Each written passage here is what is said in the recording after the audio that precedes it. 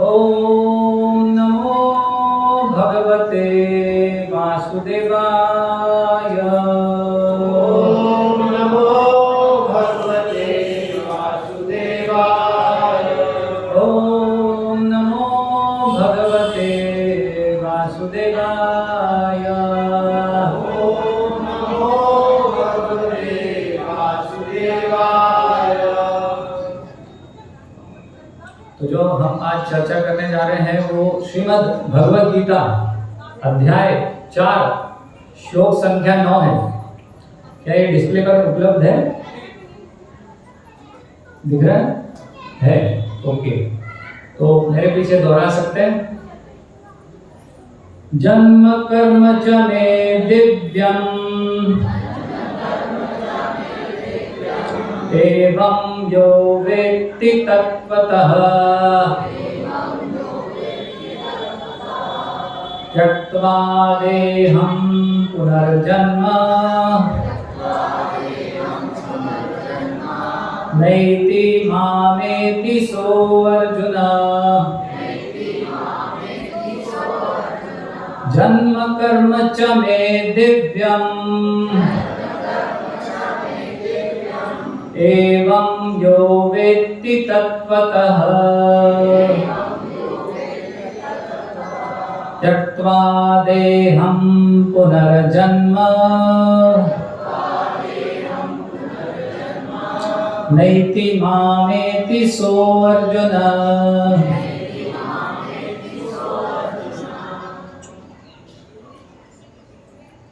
पुरुषों में कोई दोहराना चाहते हैं? माइक देखिए।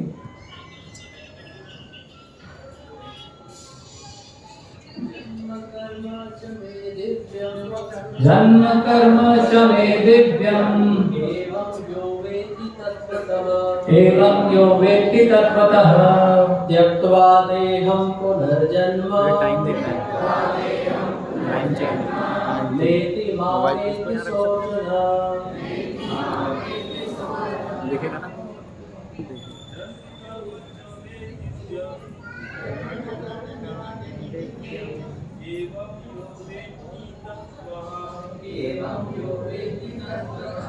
त्यक्त्वा देहं पुनर्जन्म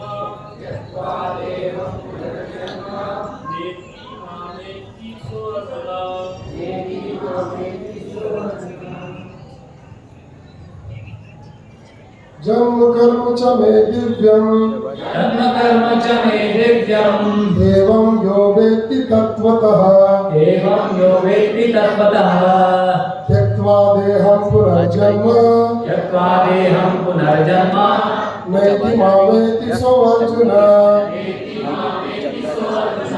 हाँ, देख के आओ, बंद करो।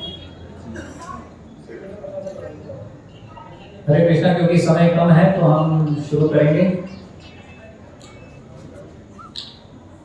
ओम अज्ञानतिमिरन्धस्य ज्ञानाञ्जनशलाकया चक्षुरुन्मीलितं येन तस्मै श्रीगुरुवे नमः। श्रीचैतन्यमनोभीष्टं स्थापितं येन भूतले स्वयं रूपः कदा मह्यं ददाति स्वपदान्तिकं वन्देऽहं श्रीगुरौ श्रीयुतं पदकमलम्। श्रीगुरून् वैष्णवांश्च श्रीरूपं साग्रजातं सहगणरघुनाथान्वितं तं सजीवम् साद्वैतं सावधूतं परिजनसहितं कृष्णचैतन्यदेवं श्रीराधा कृष्णपादान् सगण ललिता श्रीविशाखान्वितांश्च। नमः ओं विष्णुपादाय कृष्णपृष्ठाय भूतले श्रीमते भक्तिवेदान्त। नमः ओं विष्णुपादाय कृष्णपृष्ठाय भूतले श्रीमते भक्तिवेदान्त स्वामिनिति नामिने। नमस्ते सारस्वती देवे गौरवाणी प्रचारिणे निर्विशेष शून्यवादी पाश्चात्य देशतारिणे। जय श्री कृष्ण चैतन्य प्रभु नित्यानंद श्री अद्वैत गदाधर श्रीवासादि गौर भक्त वृंद। हरे कृष्णा कृष्णा कृष्णा हरे हरे, हरे राम राम राम हरे हरे। तो कमलेश नहीं है, ठीक है, मैं अनाउंसमेंट कर देता हूँ यहाँ से कि अपने अपने मोबाइल फोन कृपया साइलेंट कर सकते हैं या स्विच ऑफ कर सकते हैं। और जिनके बच्चे हैं तो वो ध्यान रखें कि अन्यों को जिनको कथा सुनने में रुचि है उन बच्चों के माध्यम से डिस्टर्ब ना हो, इतना उत्तरदायित्व निभाइए। हरे कृष्णा। तो हम ये जो श्लोक है इसका मैं अनुवाद पढ़ता हूं पहले।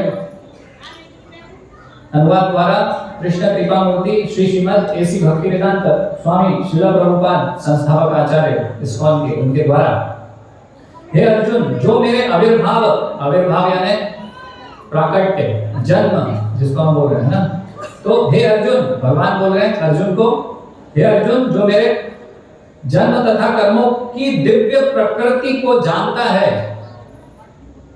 वह इस शरीर को छोड़ने पर इस भौतिक संसार में पुनः जन्म नहीं लेता, अपितु मेरे सनातन धाम को प्राप्त होता है। तो हम सब क्यों एकत्रित हुए आज? क्या है आज? तो जन्माष्टमी है, ठीक है। तो जन्माष्टमी में कौन आया था? राम भगवान। तो कृष्ण भगवान का जन्म उत्सव मनाने के लिए हम सब यहाँ पर एकत्रित हुए हैं। तो भगवत गीता में भगवान कहते हैं, क्या बोलते हैं? भगवत गीता में भगवान के विषय में जानकारी है पूरी, तो भगवान स्वयं ही जानकारी दे, है ना। एक थर्ड पर्सन किसी के बारे में बोलेगा तो हो सकता है कि मन से 2-4 लाइन उसने जोड़ दी, लेकिन भगवत गीता किसने कही? भगवान कृष्ण ने खुद ही आके कही।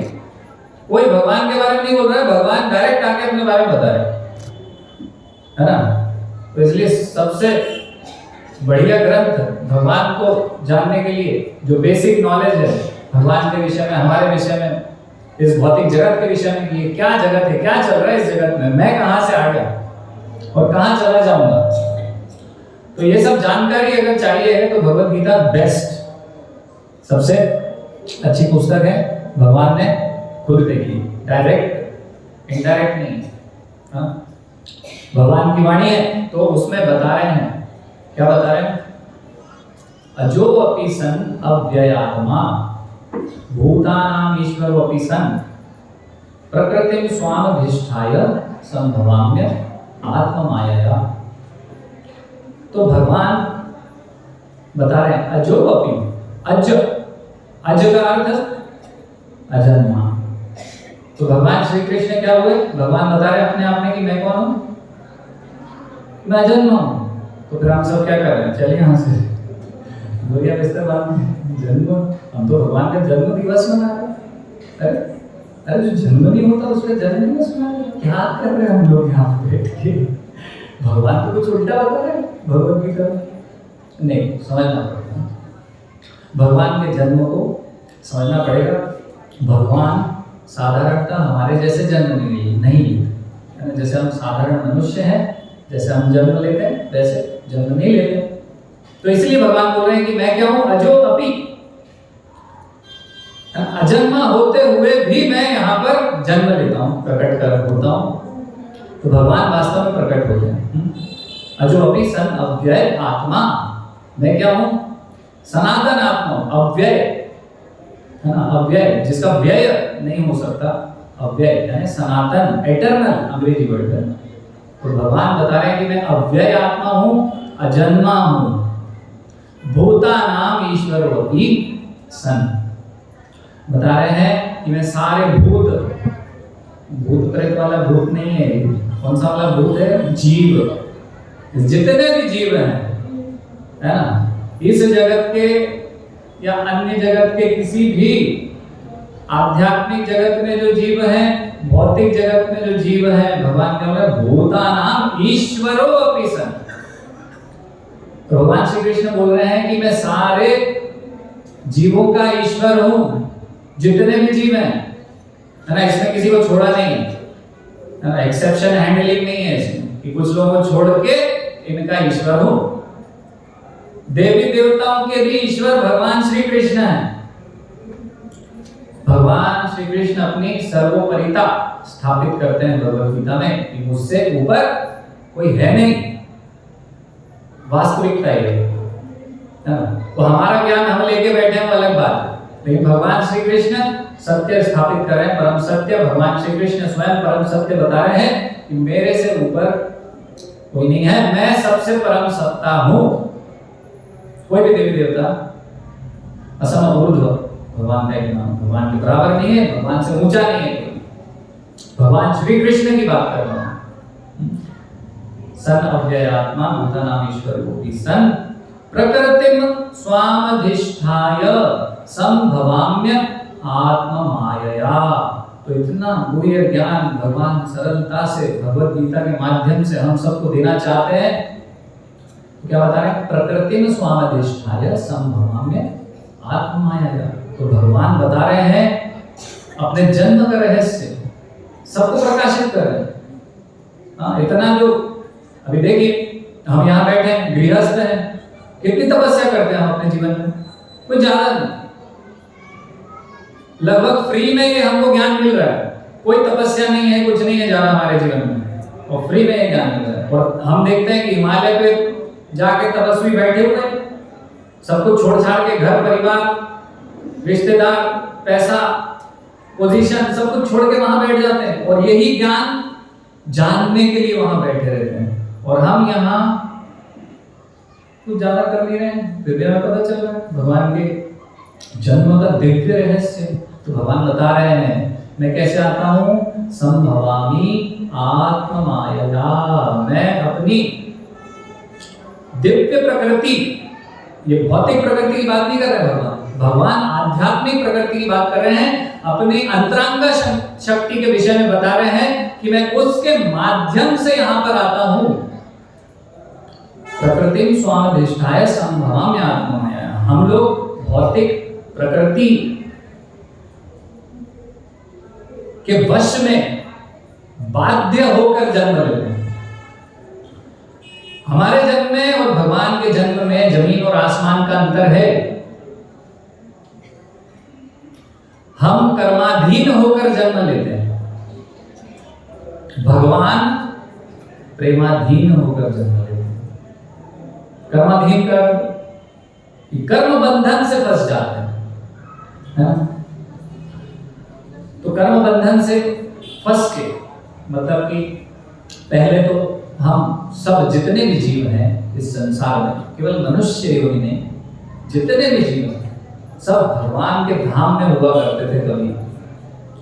तो भगवान के धाम में भगवान के साथ आनंदमयी सनातन जीवन, जहां पर जन्म मृत्यु बुढ़ापा बीमारी की समस्या नहीं थी, कोई भी समस्या नहीं थी भगवान के साथ रहने में। जैसे कि पिता के साथ एक पुत्र रहता है, बच्चा रहता है, जब तक उसको कोई टेंशन नहीं होती। कोई टेंशन होती, मुझे याद है आज भी, मैं बचपन में जब छोटा था अपने पिता की गोद में सोता था, पिता की गोद में, पिता ने गोद में ले रखा है, मैं सो रहा हूं। मुझे याद है कि मुझे कोई टेंशन नहीं था। क्यों? क्योंकि मैं अपने पिता की गोद में था, उनके संरक्षण में था, उनकी छत्र छाया में था, तो कोई टेंशन नहीं थी। खेलना कूदना है, मौज मस्ती करना है, बस। क्यों? क्योंकि सब टेंशन तो पिताजी लेके बैठे हैं। मुझे क्या करना है? मुझे कौन सा मोबाइल बिल भरना है, टेलीफोन बिल भरना है, कहीं का बिजली का बिल भरना है, सब पिताजी कर रहे हैं। नहीं, तो इसी प्रकार से जब हम भगवान के धाम में थे, भगवान के संरक्षण में थे, उनकी परम सत्ता को स्वीकार करते थे, तो हम सुखी थे। लेकिन फिर कहीं ना कहीं एक कलमश हृदय में आया। ये मैं बता रहा हूं कि हम इस जगत में कहां से टपके, कहां से आ जाते हैं हम लोग, इस प्रश्न का उत्तर नहीं खोजते, लेकिन भगवत गीता इसी विषय पे, यही भगवत गीता के विषय है। जो पूरी यूनिवर्सिटियां, पूरे विश्व की यूनिवर्सिटी जो ज्ञान आपको नहीं दे सकती है, वो भगवत गीता, भगवान की यूनिवर्सिटी, श्री कृष्ण यूनिवर्सिटी आपको ज्ञान दे सकती है, दिव्य ज्ञान। तो वहां भौतिक जगत में थे, फिर भगवान से कुछ द्वेष हुआ कि भगवान ही क्यों परम सत्ता है। अच्छा, आप देखिए इस जगत में जितने लोग हैं, कहीं ना कहीं हृदय में यह है कि भगवान को क्यों मानूं, भगवान को क्यों समर्पित हो, सब कुछ भगवान के लिए क्यों है। मैं भी तो कुछ एंजॉय करूं, मैं भी तो कुछ मजा लूटूं दुनिया का। इस जगत में हर एक जीव वही है जिसके अंदर ये धारणा है। अगर ये धारणा नहीं होती तो भगवान को समर्पित हो जाते, तो भगवत धाम पहुंच जाते, यहाँ टिकते क्यों? ऐसे ही जीवों से भरी हुई है दुनिया। तो ऐसे ही हुआ, भगवान के धाम में थे, भगवान के संरक्षण में थे, पिता ही क्यों, पिता की आज्ञा ही क्यों मानूं, पिता के नियम पालन क्यों करूं? इतने बजे सो, इतने बजे उठो, इतने बजे खाओ, ये खाओ, वो मत खाओ, नहीं मानूंगा। होता है ना, घर छोड़ के जाओ, नाराज हो गए। तो ये भगवान से नाराजगी का कारण है कि हम इस जगत में फंसे हुए हैं। और ये जगत कैसा है? इस जगत की प्रकृति क्या है? सब कष्ट भोग रहे हैं इस जगत में।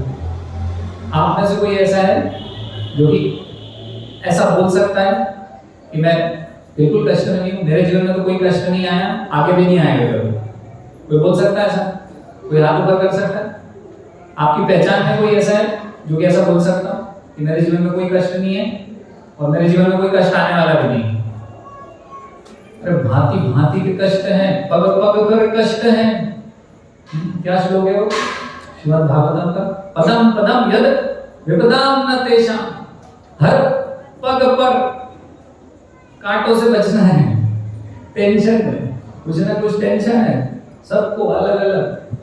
हाँ, किसी को लक्ष्मी का, पैसे का टेंशन है, किसी को विवाह का टेंशन है, कोई सुंदर नहीं है तो वो सुंदर दिखने का प्रयास कर रहा है। हाँ, सब ऐसे कुछ ना कुछ ऐसे असंतुष्ट दुखी हैं इस संसार में। क्यों? क्योंकि भगवान श्री कृष्ण बता रहे हैं कि ये जगत कैसा है? दुखालय है और अशाश्वत है। अशाश्वत जगत है, दुखालय। तो हम इस जगत में कैसे आते हैं? हमारा जन्म कैसे होता है? अगर उसकी बात करें तो भगवान से जब द्वेष होता है तो फिर यहाँ पर ब्रह्मा जी की योनि में हम सब आए होते हैं। पहली जो योनि मिलती है वो ब्रह्मा जी की मिलती है। फिर धीरे धीरे कर्म फल के कारण पाप पुण्य इसका फेर जो है उसमें कर्म फल में फंसते हुए फिर क्या होता है? भौतिक प्रकृति में ब्रह्मा जी से पता चलता है कि कुछ पशु योनि में डाल देती है, फिर देवी देवता बन जाते हैं। हाँ, सुअर कुत्ता बिल्ली सब बन जाते हैं। फिर मनुष्य योनि मिलती है, फिर अवसर देते हैं भगवान मनुष्य योनि में कि मुझे जानो, मेरे संदेश को जानो। भगवान ने जैसे कि एक पिता का पुत्र गुम जाता है तो सब जगह इश्तिहार लगा रखे हैं याद दिलाने के लिए, तुम मेरे पुत्र इधर उधर मत भटको, प्लीज कांटेक्ट मी अगेन। तो भगवत गीता भगवान ने दी है कनेक्शन वापस एस्टेब्लिश करने के लिए। तो जो भगवान को हम भूल गए हैं, भगवान से संबंध को भूल गए, उसको पुनर्स्थापित करने के लिए भगवान ने ये संदेश दिया है।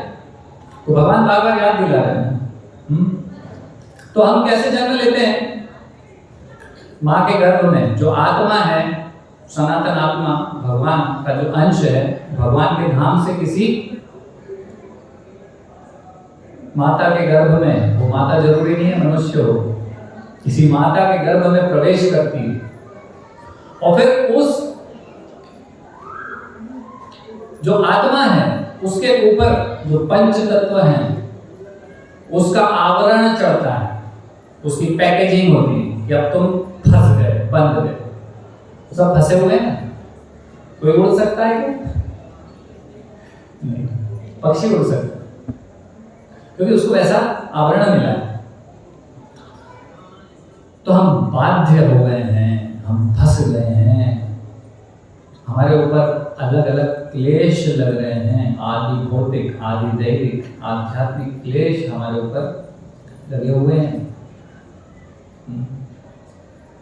शरीर लिया है तो गर्मी, ठंड, सर्दी, बुखार आएगा नहीं, बंधे हुए हैं इससे, कष्ट भोगते रहते हैं इसमें अलग अलग प्रकार। एक कष्ट तो आजकल बहुत ये हो गया है कि बचपन से माँ के पेट में से डॉक्टर बनना है तुझे, ये बहुत बड़ा कष्ट हो गया। इंजीनियर ही बनना है तुझे, तो कैसे भी कर बनेगा तू, तुझे मैं कोचिंग मैं गधा माली करूंगा, लेकिन तुझे क्या करूंगा, अच्छी कोचिंग में भेजूंगा, ITI की, IIT की, उसमें तू पढ़ाई कर, तुझे पढ़ना ही पड़ेगा। वो मन नहीं बच्चे का, बेचारा मन मार के पढ़ेगा। नहीं, सबसे बड़ा कष्ट यही हो गया आजकल। तो इस प्रकार से हम जन्म लेते हैं। जन्म का अर्थ होता है कि वो जो आत्मा, वो जो भौतिक पंच तत्व का आवरण लेकर मां के गर्भ से बाहर आती है। इसका अर्थ ये नहीं है कि वो आत्मा पहले नहीं थी, वो आत्मा पहले भी थी, 84 लाख योनियों में भ्रमण कर रही थी। अभी उसको नया रैपर पैकेज होके बाहर फिर से स्ट्रगल करने के लिए बाहर छोड़ दिया गया है। क्यों? भगवान की दया से नहीं, भगवान की कृपा नहीं है। भगवान की कृपा तो भगवत गीता का संदेश है। भगवान की कृपा से ज्यादा मतलब नहीं है हमें संसार।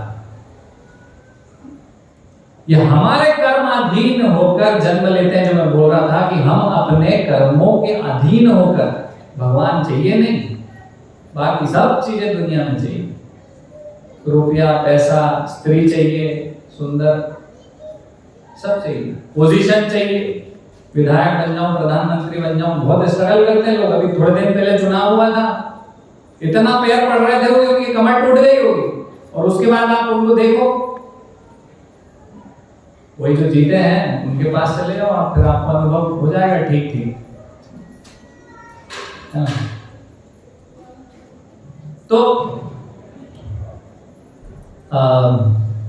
हम यहाँ पर बाध्य होकर कष्ट भोगते हुए ये जीवन व्यतीत कर रहे हैं। और जन्म का अर्थ है कि एक शरीर लो नया, और नए नए कष्ट भोगो, अलग अलग प्रकार के, बहुत सारे हैं, नाना प्रकार के कष्ट हैं, कष्ट भोगो, इसको बोलते हैं जन्म।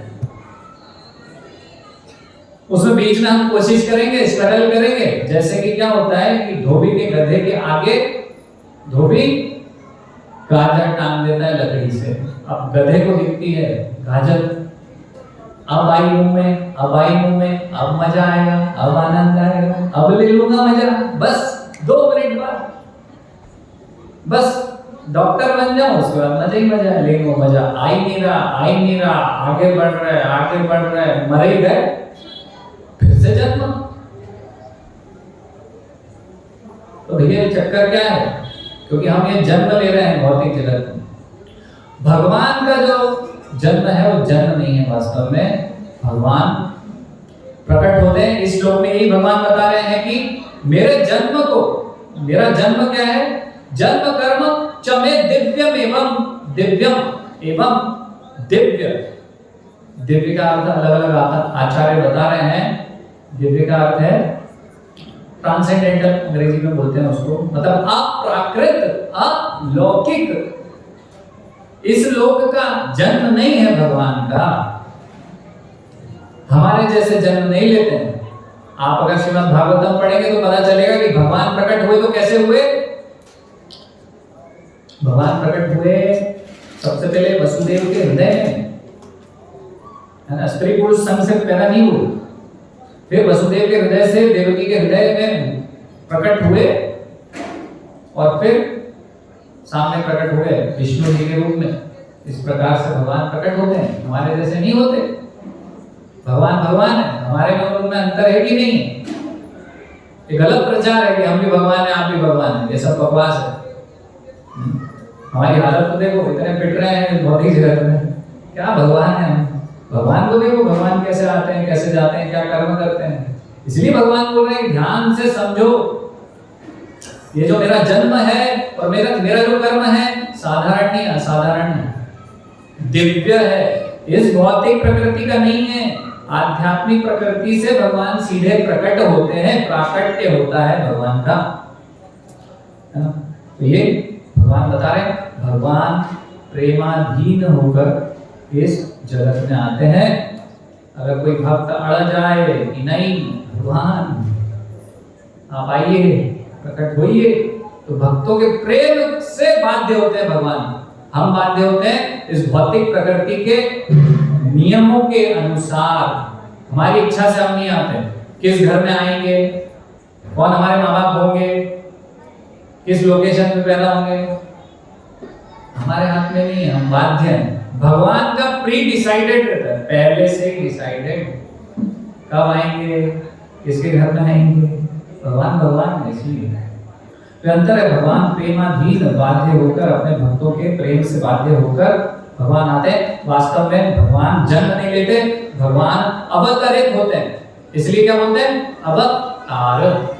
जैसे हैं भगवान वैसे ही आध्यात्मिक शरीर लेकर यहाँ प्रकट होते हैं, हम भौतिक शरीर लेकर जन्म लेते हैं। तो ये अंतर है भगवान के प्रकट होने में और हमारे जन्म लेने में। तो ये भगवान पहले जन्म नहीं लिया करते थे, है ना। अगर हम जैसे अभी हम दशावतार स्त्रोत गाएंगे तो दशावतार स्त्रोत में इस प्रकार से वर्णित है कि कौन कौन से भगवान के अवतार हुए। 10 मुख्य, ऐसे तो भगवान के असंख्य अवतार हैं। तो कौन कौन से मुख्य अवतार है भगवान के? भगवान के मुख्य अवतार हैं मीन, है ना, केशव धृता मीन शरीर। फिर क्या बोलते हैं, कूर्म, केशव धृता कूर्म शरीर, जय जगदीश हरे, है ना, जो दशावतार स्तोत्र हम गाते हैं। फिर वराह, नरसिंह। तो इनके पिता माता कौन थे? इनके पिता माता कौन थे? मीन रूप में, जब मछली रूप में आए भगवान, कोई माता पिता नहीं, है ना। वराह देव के ब्रह्मा जी के नाक से आए, तो क्या ब्रह्मा जी के नाक उनके माता पिता हो गए थे? नहीं, ना उनके माता पिता भी ऐसा कोई नहीं। पूर्व अवतार में भी कोई माता पिता का ऐसा वर्णन नहीं है। नरसिंह अवतार में कैसे प्रकट हुए भगवान? खंबे से, क्योंकि खंबा उनका माता पिता होगा। तो माता पिता का कॉन्सेप्ट कहां से शुरू हुआ? तो जो ये नरसिंह लीला है, तो इसमें विशेष कुछ हुआ जिसकी वजह से भगवान ने माता पिता के माध्यम से आना प्रारंभ किया। भगवान ने जन्म लीला प्रारंभ की। तो नरसिंह अवतार जब भगवान प्रकट हुए प्रहलाद महाराज की रक्षा करने के लिए, तो जब भगवान खंभा तोड़ के बाहर निकले और हिरण्यकश्यप को क्या करा, उसका जो वरदान था उसके अनुरूप गोदी में रख के उसको मार डाला। तो जब उसको मार दिए तो सब देवी देवता वहां प्रकट थे, ब्रह्मा जी, शिव जी, है ना, ऐसे सारे देवी देवता, दुर्गा जी, लक्ष्मी जी, सब उपस्थित थे, है ना। वहां पर सारे देवी देवता उपस्थित थे, इंद्र, चंद्र, सूर्य, सब, वायु, वरुण, सब देख रहे थे हिरण्यकश्यप मर गया। लेकिन सब इतने भयभीत थे, हिरण्यकश्यप इतना भयानक था कि सबको फिर भी डर लग रहा था। सब फिर भी डरे हुए थे, अरे भाई मरा कि नहीं मरा। क्यों? क्योंकि सारे देवी देवताओं को उसने अपना नौकर बना के रखा था। वो अपनी भ्रिकुटी ऊपर, भौं ऊपर करता था ना, तो इतने में सब कांप जाते थे, झाड़ू पोछा करने लग जाते थे सारे देवी देवता। तो डरे हुए थे, मरा कि नहीं मरा भी। वो क्या होता है, सर्टिफिकेट, आजकल सर्टिफिकेट मांगते हैं, डेथ सर्टिफिकेट। बोले मरा वो पड़ा है, बोले नहीं सर्टिफिकेट दिखाओ, ऐसी जन्म का। बोले जिंदा नहीं दिख रहा है तुम्हें? तो देखो ये जिंदा हो चाहे नहीं हो, उससे मतलब नहीं है, सर्टिफिकेट दिखाओ। देवी देवता में डरे हुए। तो भगवान ने देखा, अच्छा कोई बात नहीं। फिर क्या करा, और उसको क्या करा, पूरा फाड़ दिया, नरसिंह रूप। आधे कैसे सिंह रूप में और आधे कैसे मनुष्य रूप। तो शेर भी है, शेर नॉनवेज खाता है, तो भगवान ऐसे नहीं है, भगवान तो शुद्ध है। तो क्या करा, भगवान ने उसको फाड़ दिया। जो उसकी आंत थी, आंत जो उसका ताजा पूरा अंदर का आंत, वो अपने गले में डाल दिया। ये रहा सर्टिफिकेट। तो सारे देवी देवता, हाँ ये सारा माल तो बाहर आ गया, अंदर तो चाहिए नहीं, कहाँ से जीवित हुआ। तो सर्टिफिकेट मिल गया सभी देवी देवताओं को। फिर अब भगवान प्रकट हुए। भगवान बहुत क्रोधित थे, बहुत क्रोध में थे। सिंह पूरा गर्जना कर रहे थे, और गर्जना ऐसी हो रही थी कि तीनों लोग हिल रहे थे, देवी देवता सब डरे हुए। इतना भयंकर गुस्सा, इतना भीषण क्रोध भगवान को। क्या करें भाई, पूजा आरती, भगवान प्रकट हुए तो पूजा आरती करना है। ब्रह्मा जी सब करो, चलो भाई चलो। तो ब्रह्मा जी बोले, मैं तो शंख दे दो मुझे, शंख बजाऊंगा, दूर से शंख, पास नहीं जाना पड़ेगा। अभी कभी पूजा करते हैं तो पहले क्या करते हैं, निर्माल्य माला, पहले माला पहनाते नहीं तो एक निर्णय कौन माला पहना है? तो ब्रह्मा जी को नहीं पहनी।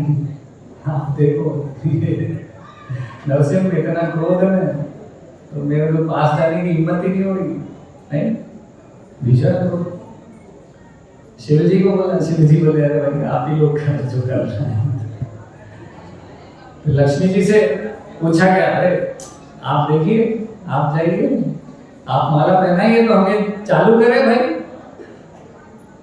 अच्छा तो लक्ष्मी जी, जैसे ऐसा नहीं होता कि हस्बैंड से कुछ काम कराना है तो वाइफ से बोल देते हैं थोड़ा सा देखिए ना मेरा सर से थोड़ा सा, हाँ तो तुरंत भाई हाँ हाँ क्या है, तुरंत कमर कर, हाँ चलो चलो क्या दिक्कत है, हमारा हम करवा देंगे क्या दिक्कत। बोले हाँ हाँ चलो चलो, रेडी हो गई, माला पकड़ लिया भाई, माला पकड़ा दिया लक्ष्मी माता माता जी को।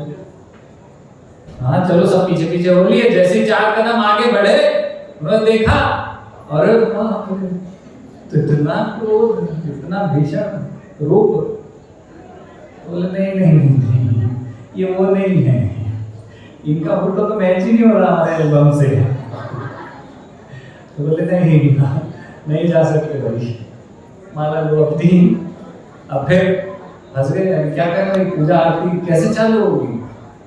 अभी ब्रह्मा जी ने देखा हाँ ये जो बालक है इसके लिए भगवान प्रकट हुए हैं, तो प्रहलाद जाओ थोड़ा माला पहनाओ तो हम आरती पूजन शुरू करें। तो प्रहलाद महाराज बहुत उत्साहित हुए, तो भगवान की सेवा, भगवान प्रकट हो गए बहुत हर्षोल्लास से। हाँ लाइए लाइए मैं जाता हूँ।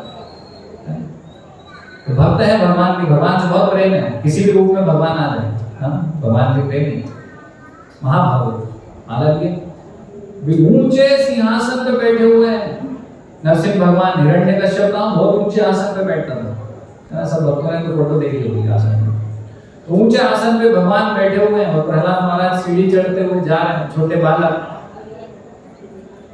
नरसिंह भगवान उनके पिता पड़े हुए, मरे हुए, फटे हुए, पूरा ब्लड सब दूर, और उनको कोई, प्रहलाद महाराज को ज्यादा उससे कोई लेना देना नहीं। भगवान प्रकट हुए बहुत पसंद, माला पहनाना है भी भगवान। पहुंच गए छोटे बालक, पैर ऊंचे करके पंजे पर कोशिश कर रहे हैं माला पहनाने की।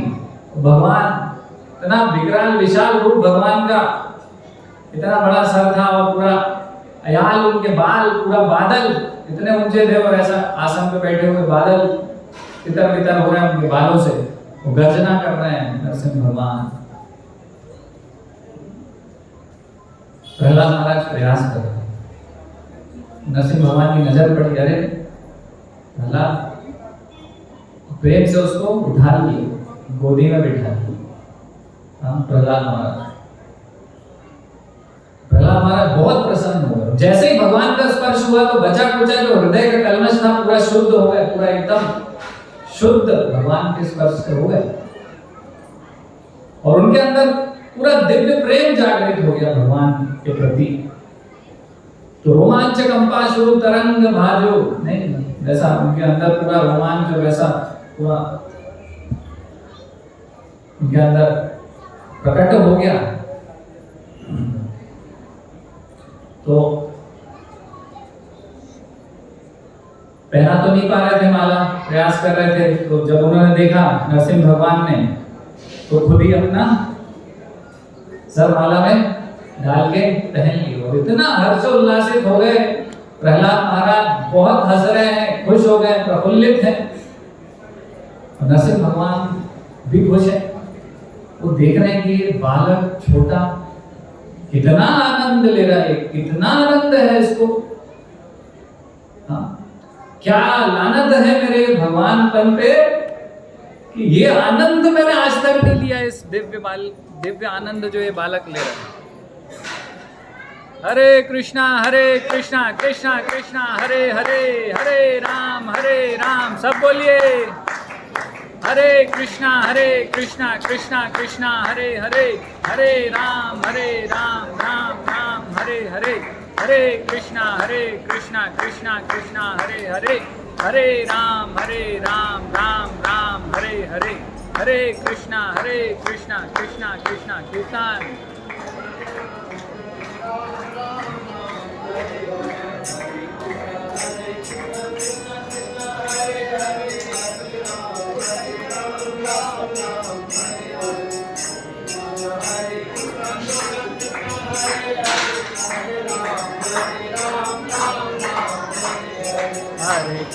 हरे कृष्णा कृष्णा कृष्णा हरे हरे, हरे राम राम राम हरे हरे।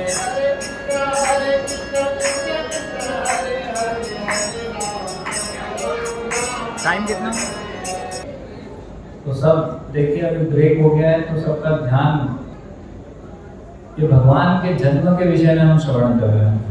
भगवान यही बता रहे हैं श्लोक में, श्रीमद् भागवत का भी यही संदेश है, जो भगवान के जन्म को ठीक से समझेगा तो ये बार बार जन्म लेना उसका बंद हो जाएगा। इसलिए कृपया थोड़ी देर और मैं भी प्रयास करता हूँ, आप भी प्रयास कीजिए कि हम ध्यानपूर्वक श्रवण कीर्तन करते रहें।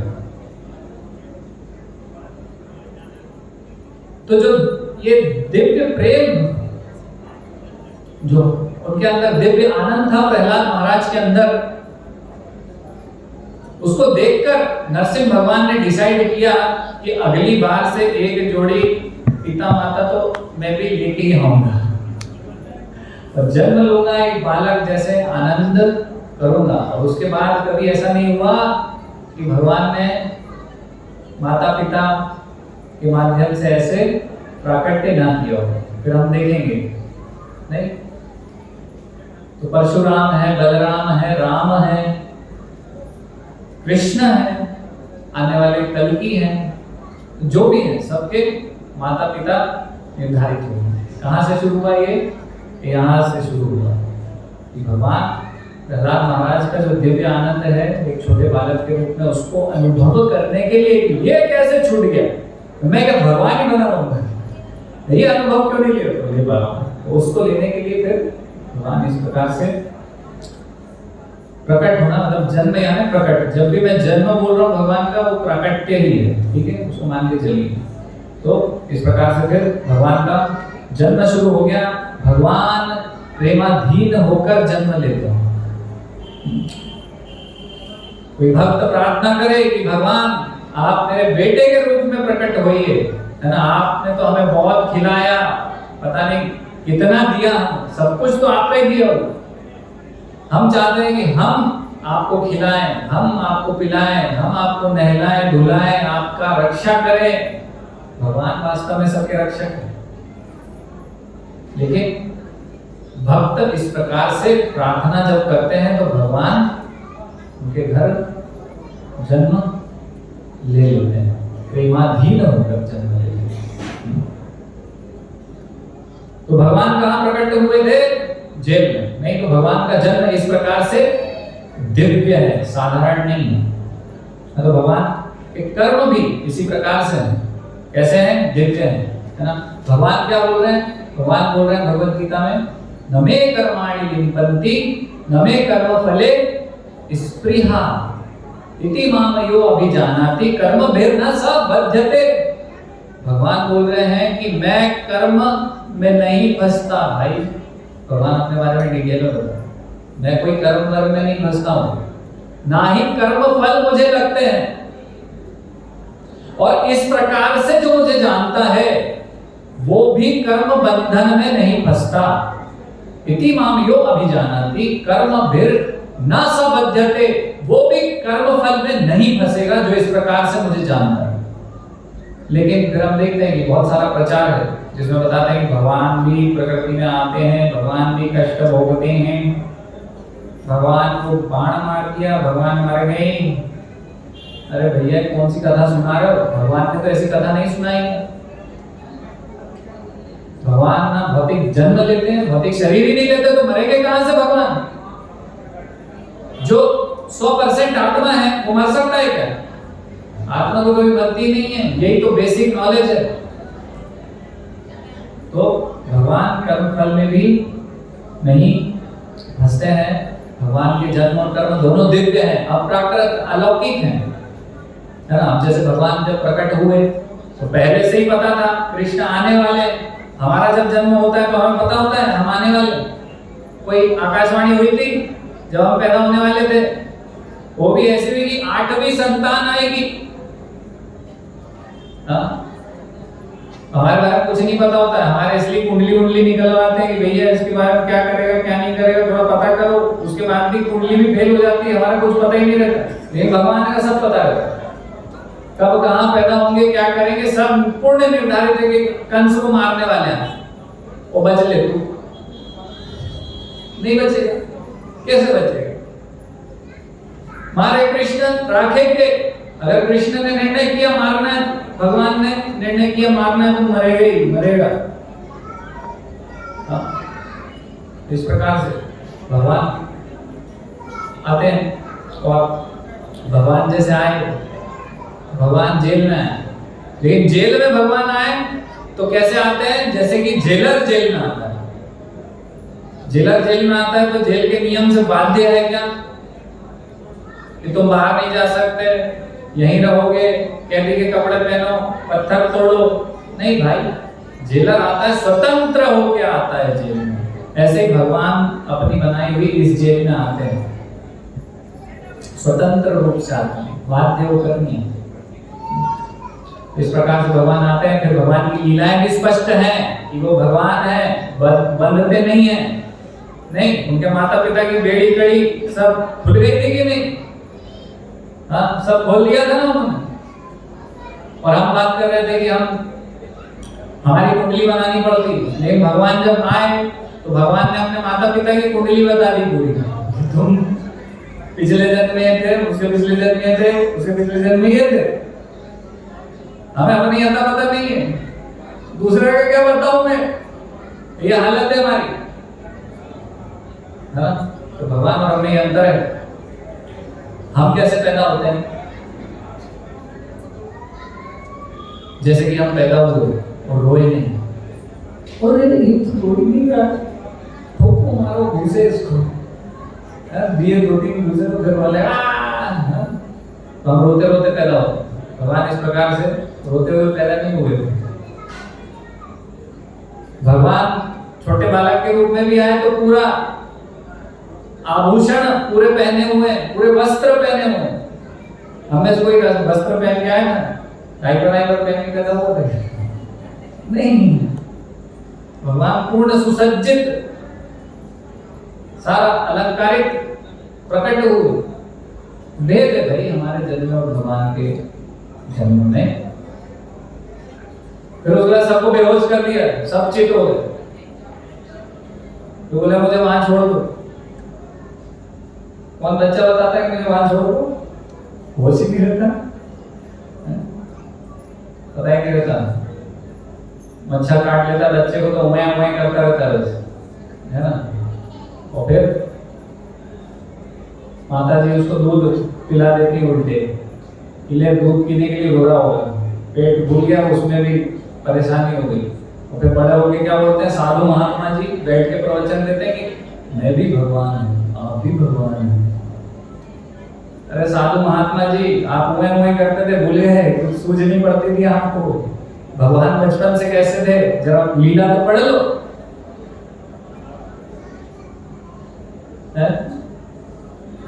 फिर जहां पहुंचे वहां भी सब बेहोश, यशोदा मैया बेहोश है।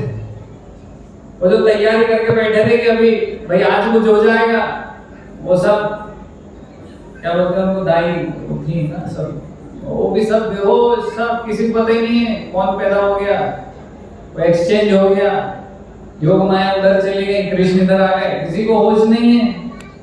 शांडिल्य मुनि पूछ रहे भैया टाइम तो बताओ, कुछ तो हॉरोस्कोप निकालू मैं, लड़के का सब बेहोश थे, किसी को पता ही नहीं। तो भगवान ऐसे प्रकट होते हैं। हाँ? फिर उसके बाद छठी का दूध याद दिलाया भगवान ने, किसको? पूतना को। तो आप देखिए पूतना कौन थी? पूतना की हाइट हेल्थ देखिए, पूतना कितनी बार लंबी थी, ऊंची हाइट कितनी थी पूतना की? 19 किलोमीटर मात्र। कितना? 19 किलोमीटर की हाइट पूतना की। अगर उसका नाप लेने कोई टेलर जाए तो एरोप्लेन से जाना पड़ेगा उसको। वो एरोप्लेन भी इतना ऊंचा नहीं उड़ता। ऐसी पूतना इतनी खतरनाक है। उसके लिए अगर कपड़े सिलना हो तो 2-3 देश के कपड़े लग जाए। ऐसे पूतना को भगवान ने छठी का दूध याद दिला दिया। और मतलब छठी में दूध पिलाने गई थी और पता चला कि खुद भी छठी का दूध नानी याद दिला दी भगवान ने। तो ये भगवान की लीलाएं हैं। भगवान का जन्म ऐसा है, भगवान के कर्म ऐसे हैं। भगवान चोरी करते हैं तो फेमस हो जाते हैं। आप चोरी करके बताओ, इतने पड़ेंगे ना आपको, जिसके यहाँ चोरी करोगे वो भी मारेगा, पुलिस भी मारेगी, दंड भी होगा, बदनामी भी हो जाएगी। भगवान जब चोरी करते हैं तो बहुत हर्षोल्लास से हम बोलते हैं, खीरचोर गोपीनाथ गया था, दर्शन करके आए हैं, प्रसाद लोगे क्या? क्यों अजय प्रभु खीरचोर गोपीनाथ? अरे भगवान है जिसको आप इतना दंडवत करते हैं, इतना मानते हैं, आप उनको चोर बोल के पुकारते हैं। मान लीजिए आप ऑफिस जाते हैं, आपका बॉस है, उसको चोर बोलेंगे? सर चोर सर, चोर सर कैसे सर? लेकिन भगवान चोरी करते तो भगवान की चोरी दिव्य है ना? भगवान माखन चुरा रहे हैं, भगवान गोपियों के वस्त्र हरण कर रहे हैं, है ना? हम चौराग्र गण्य पुरुषाष्टकम गाते हैं, अभी गाएंगे, बहुत आनंद आएगा सर। क्या लिख रहा है? क्या लिख रहा है हमारे आचार्य? बता रहे नवनीत चौरम। क्या करते हैं भगवान? भगवान कौन है? चोरों के सरदार है भगवान, और चोरों के सरदार की हम पूजा करते हैं। भगवान चोरों के चौराग्र गण्यम पुरुषाष्टकम लिखा गया है आचार्य द्वारा। नवनीत चौरम गोपांगनानां चतुर्कोल चौरम। गोपियों के वस्त्र चुरा रहे हैं, नवनीत चुरा रहे हैं, माखन चुरा रहे हैं भगवान, और उस पर फेमस है। माधवेंद्र पुरी के लिए कहा 800 वर्ष पूर्व थोड़ी सी खीर चुराई थी भगवान। आज भी भगवान फेमस है, क्षीर चोर गोपीनाथ। पूरा एडवर्टाइज करते हैं हम, लगा के बताते हैं सबको, खीर चोर। क्यों? चोरी करने पे भी भगवान से प्रेम करते हैं, क्योंकि वो जो भगवान की चोरी है, अगर उसको उसकी दिव्यता को समझ लेंगे तो इस संसार में हम चोरी करने से बच जाएंगे, हमारा हृदय शुद्ध हो जाएगा, हम चोरी से विमुख हो जाएंगे। क्यों? क्योंकि भगवान की जो चोरी की लीलाएं हैं, जो भगवान की लीलाएं हैं, वो दिव्य है, अलौकिक है, अप्राकृत है, इस जगत की नहीं है ना? भगवान का रास लीला, हालांकि रास लीला में तो प्रवेश बड़े बड़े देवी देवता नहीं करते, लेकिन साधारण मनुष्य तो बिल्कुल घुस के नाचते हैं उसमें। शुद्ध होना चाहिए, पहले भगवत गीता का ज्ञान लो, फिर रास पे जाओ। है रास बहुत ऊंची बात है, तो रास की बात में कुछ और संदेश देने की कर रहा हूँ कि जो इस प्रकार से श्रीमद् भागवत में वर्णित है कि जो साधारण रूप से स्त्री पुरुष की काम वासना प्रतीत होती है दूर से, अगर वो भगवान के रास के विषय में अगर हम श्रवण करते हैं तो हमारे हृदय से उस स्त्री पुरुष का जो आकर्षण है, तो आकर्षण, वो जो काम वासना है, वो धुल जाती है, साफ हो जाती है, निर्मल हो जाते हैं अगर हम भगवान की रास लीला के विषय में श्रवण करते हैं, श्रृंगार लीला के विषय में श्रवण करते हैं। तो ये दिव्यता है भगवान की लीलाओं की, भगवान के कर्म की दिव्यता है, उसका ये प्रभाव है। इस प्रकार से हम भगवान की लीलाओं को समझें। फिर ये तो साधारण चोरी है कि भैया माखन चुरा लिया भगवान ने, हाँ, और क्या चुरा लिया था भगवान ने? वस्त्र चुरा लिए। कौन सी बहुत बड़ी चोरी है? हम बोल रहे हैं चोरों के सरदार। तो आगे आचार्य बता रहे हैं श्री राधिकाया हृदयस्य चौरम। तो भगवान श्रीमती राधा रानी का हृदय चुरा लेते हैं और पता भी नहीं चलता। फिर लेकिन इससे बड़ा एक कारण है जिसकी वजह से हम भगवान को चोरों का सरदार राजा बता रहे हैं। इससे भी बड़ी चोरी करते हैं भगवान। क्या चोरी करते हैं भगवान? अनेक जन्मार्जित पाप चौरम चौराग्रगण्यम पुरुषम नमामि। जो हमारे अनेक अनेक, इस जीवन की बात नहीं है, हमारे अनेक अनेक जीवन जो है, करोड़ों असंख्य अरबों खरबों जीवन के पाप भगवान चोर लेते। ऐसा चोर कहीं मिलेगा? जिन पापों की वजह से आप इस दुनिया में कष्ट भोग रहे हो, वास्तव में तो सही शब्द ये है कि हम सड़ रहे हैं, गल रहे हैं इस दुनिया में पापों के कारण। हमें पता ही नहीं है कि हम पाप कर रहे हैं, क्योंकि कभी भगवत गीता पढ़ी नहीं, कभी शास्त्र का ज्यादा ज्ञान नहीं है, तो भेद करना बुद्धि भूल चुकी है। पापों के कारण हम इस दुनिया में कष्ट भोगते हैं। हमारे प्रारब्ध अप्रारब्ध पाप हमारे ऊपर लाभ कर हम भोग रहे हैं, उन्हीं की वजह से कष्ट भोग रहे हैं। तो ये जो पाप है भगवान उसकी चोरी कर लेते हैं। भगवान क्या बोले? अहम त्वाम सर्व पापेभ्यो मोक्षयिष्यामि मा शुचः। तो भगवान इस प्रकार से बता रहे हैं कि मैं आपके पापों की भी चोरी कर लेता हूँ, है ना। आचार्य बताएं कि भगवान इस प्रकार से हमारे पापों की चोरी कर लेते हैं। ऐसे चोर को तो इनविटेशन दे के बोलना चाहिए कि आइए हमारे घर में, ताला नहीं लगाएंगे हम, बिना ताला लगाए सोएंगे, आ जाइए, सब इनवाइट करेंगे। ये भगवान के कर्मों को इस प्रकार से समझना है, टीवी नहीं समझा पाएगी। तो ये दिव्य पुस्तकें हैं, इनके माध्यम से आप समझ सकते हैं। वहां पर पुस्तक टेबल लगा हुआ है, इन पुस्तकों के तात्पर्य के माध्यम से आप अपने आप को समझ सकते हैं, भगवान के जन्म को, भगवान के कर्म को आप समझ सकते हैं अच्छे से।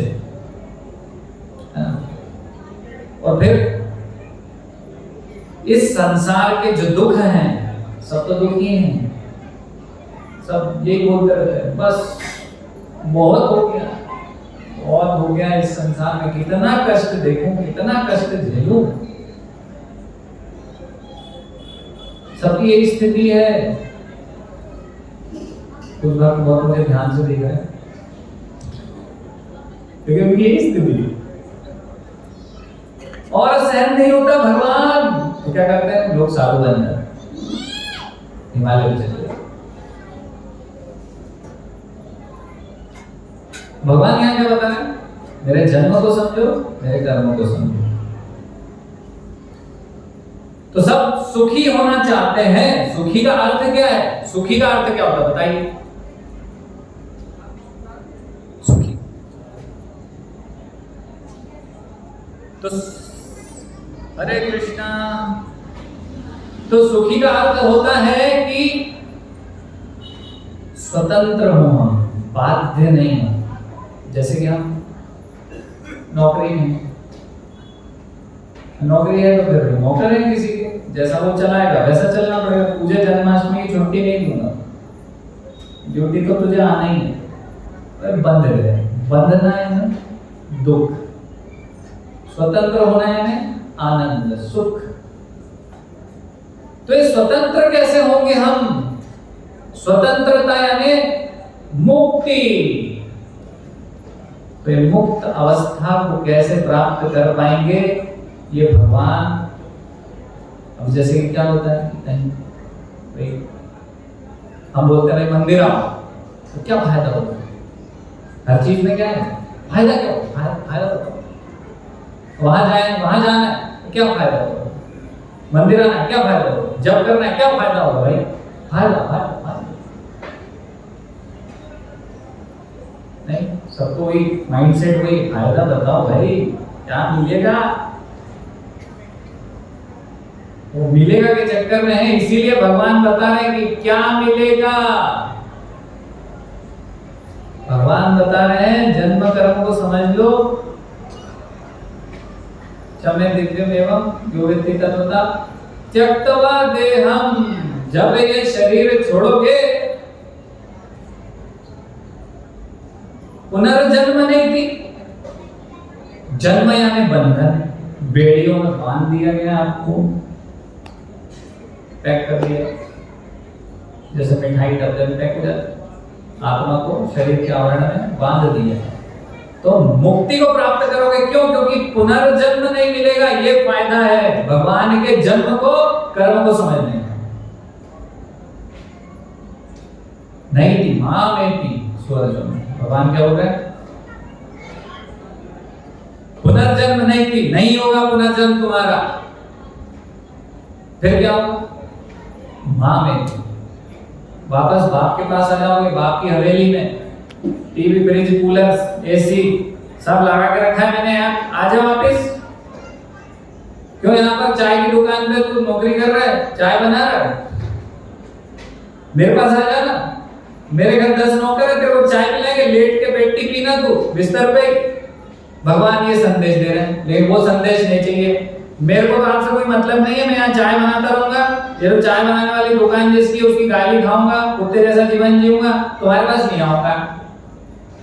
इस भौतिक जगत में हम सब वही चाय बनाने वाले हैं, फटीचर जीवन जीऊंगा, आपके पास नहीं आऊंगा, कष्ट भोगता रहूंगा, आनंद नहीं चाहिए, सब अड़े हुए हैं अपने स्थान पे। लेकिन भगवान बता रहे हैं कि देखो भैया, मत इस जीवन में, इस भौतिक जगत में सड़ो गलो, तुम यहाँ के हो ही नहीं, और गलत एड्रेस पे पड़े हो गए तुम।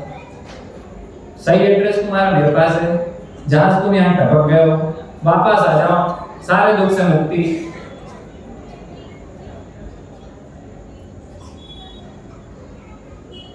तो जन्माष्टमी पे भगवान के दिव्य जन्म की कथा सुनो, समझो भगवान के जन्म को, भगवान के कर्मों को समझो। और कई लोग हैं ऐसे मिलते हैं, देखो केवल ज्ञान चाहिए, हम बोलते हैं साक्षात्कार लो ज्ञान का। साक्षात्कार अलग चीज है ना, समझना पड़ेगा इसको समझना बहुत जरूरी है। एक है कि भैया हाँ जानता हूं, मैं जानता हूं कि फुल्की कौन से ठेले पे अच्छी मिलती है, ज्ञान है। अब माताओं को देखो बहुत हंसी आ रही बात है, मजा ही आएगा फुल्की की बात करनी। तो ज्ञान है कि किस ठेले पे फुल्की टेस्टी मिलती है, लेकिन कभी खाई नहीं, तो केवल ज्ञान है, अनुभव है नहीं उसका, साक्षात्कार है नहीं। किसी से सुन लिया, बोल दिया, पढ़ लिया, बोल दिया, भाई वहां देखा था मैंने, बोर्ड लगा था, बता दिया था। तो अनुभव साक्षात्कार में और ज्ञान में अंतर है। केवल ज्ञान लो मत, साक्षात्कार लो उस ज्ञान का, उसका अनुभव लो। जैसे अभी हम हरे कृष्ण महामंत्र कर रहे हैं, ये कलयुग की विधि है, तो उसको करके देखो जीवन में कि क्या बदलाव आता है आपके अंदर। कुछ समय ट्राई करके देखिए उसको, उसका साक्षात्कार करिए। हरे कृष्ण महामंत्र का जप कर सकते हैं, कीर्तन कर सकते हैं घर में। यहाँ पर जो भक्त संघ मिल रहा है हमारे केंद्र में LIC बिल्डिंग के, उसमें आप आ सकते हैं, उसमें आप भाग लीजिए, कुछ समय दीजिए, कुछ अनुभव कीजिए, उससे साक्षात्कार होगा।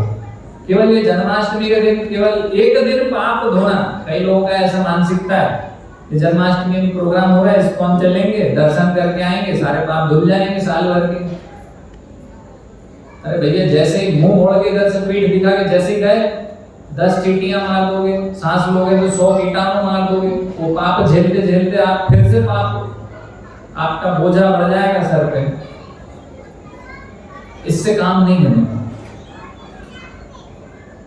जितना भी हमारा जीवन है, जो शरीर की इंद्रियां हैं मान लीजिए, तो सबको भगवान की सेवा में लगाना होगा, भगवान के श्रवण कीर्तन में सब कुछ लगाना होगा। और फिर जो हम जीवन जिएंगे भगवान की भक्तिमय जीवन, भगवान का भक्तिमय जीवन, तो उसके माध्यम से जब ये हमारा अंत समय आएगा और हम शरीर छोड़ेंगे, भगवत साक्षात्कार में छोड़ेंगे, वो आत्म साक्षात्कार में छोड़ेंगे, केवल ज्ञान में नहीं, तब नैति मामेति स्वर्जन होगा। क्या होगा? भगवत धाम को जाएंगे, मुक्त अवस्था को प्राप्त करेंगे, कष्टों से पूर्ण रूप से बाहर निकल के हमेशा जो चिर आनंद है, जो सनातन आनंद है, उसको प्राप्त कर पाएंगे। तो एक छोटा सा संदेश है भगवान का, इसको स्वीकार कीजिए। आप सबके चरणों में मेरा निवेदन है। हरे कृष्णा। भगवद गीता यथारूप की जय। श्रील प्रभुपाद की जय। जन्माष्टमी महामहोत्सव की